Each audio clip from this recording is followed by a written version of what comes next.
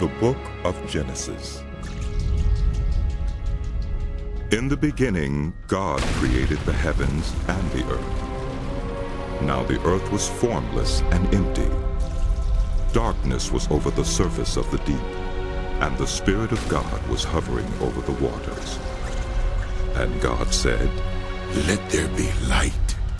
And there was light. God saw that the light was good, and he separated the light from the darkness.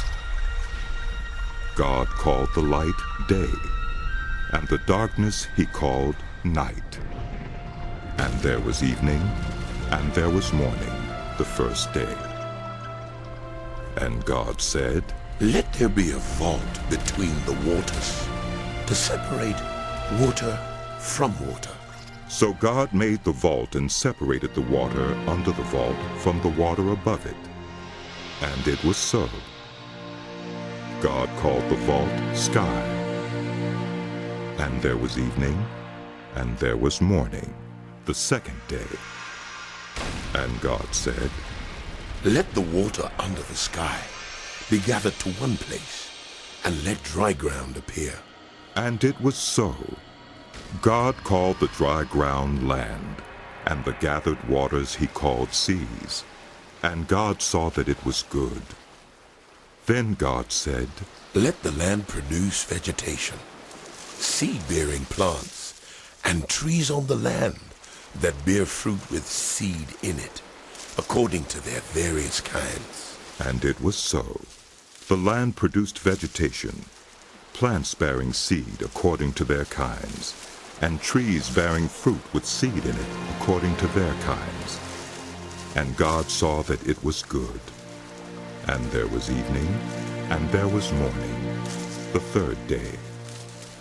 And God said, "Let there be lights in the vault of the sky to separate the day from the night, and let them serve as signs to mark seasons and days and years. And let them be lights in the vault of the sky to give light on the earth." And it was so. God made two great lights, the greater light to govern the day, and the lesser light to govern the night. He also made the stars. God set them in the vault of the sky to give light on the earth, to govern the day and the night, and to separate light from darkness. Yes, that's good. And God saw that it was good. And there was evening, and there was morning, the fourth day. Good. And God said, "Let the water teem with living creatures, and let birds fly above the earth across the vault of the sky." So God created the great creatures of the sea, and every living and moving thing with which the water teems, according to their kinds, and every winged bird according to its kind. And God saw that it was good. God blessed them and said, "Be fruitful, and increase in number, and fill the water in the seas, and let the birds increase on the earth." And there was evening, and there was morning, the fifth day. And God said, "Let the land produce living creatures, according to their kinds, livestock, creatures that move along the ground, and wild animals, each according to its kind." And it was so.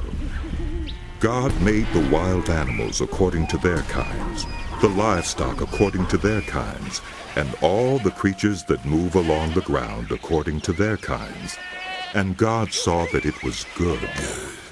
Then God said, "Let us make human beings in our image, in our likeness, so that they may rule over the fish in the sea, and the birds in the sky, over the livestock, and all the wild animals, and over all the creatures that move along the ground."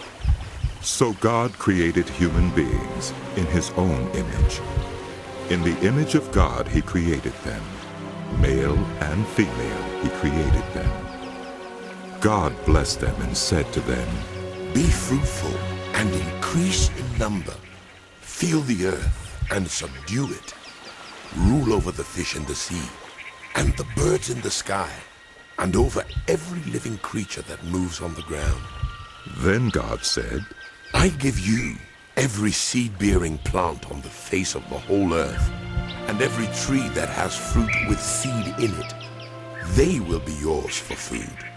And to all the beasts of the earth, and all the birds in the sky, and all the creatures that move on the ground, everything that has the breath of life in it, I give every green plant for food. And it was so. God saw all that he had made, and it was very good. And there was evening, and there was morning, the sixth.